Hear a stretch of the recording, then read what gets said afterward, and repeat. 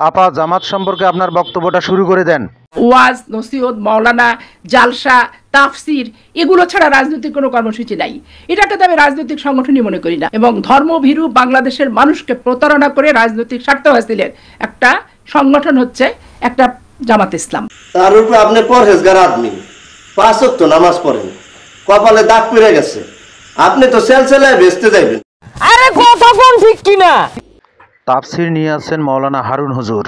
সূরা কাফিরুনের যে মূল অর্থ, যা কাফের মুশরিকদের আল্লাহর রসুলের কাছে দাওয়াত নিয়ে গেছিল তাদের ধর্ম অনুসরণ করার জন্য, এবং সেইখানে যে আয়াতটির মধ্যে 4টি একই রকম অর্থ, যে আমি ইবাদত করি না, তোমরা যার ইবাদত করো, আমি যার ইবাদত করি তোমরা তার ইবাদত, এই জিনিসটা 4বার আছে।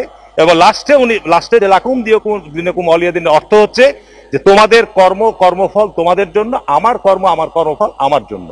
মানে স্পিকার আল্লাহ পাক পবিত্র কোরআনের সূরা মাইদাতে সুস্পষ্টভাবে বলছেন ইসলামকে তোমাদের জন্য দিন হিসাবে নির্ধারণ করে দিয়েছে। এটা একেবারে সুস্পষ্ট কোরআনের খণ্ডিত অংশ পাঠ করে, বিকৃত করে, অর্থ করে মানুষের মাঝে ছড়িয়ে দিয়ে জঙ্গিবাদের সূচনা, কারিগর মূল বিএন বাজান রে ছাগলের বাচ্চার পেটা টিমটিমা।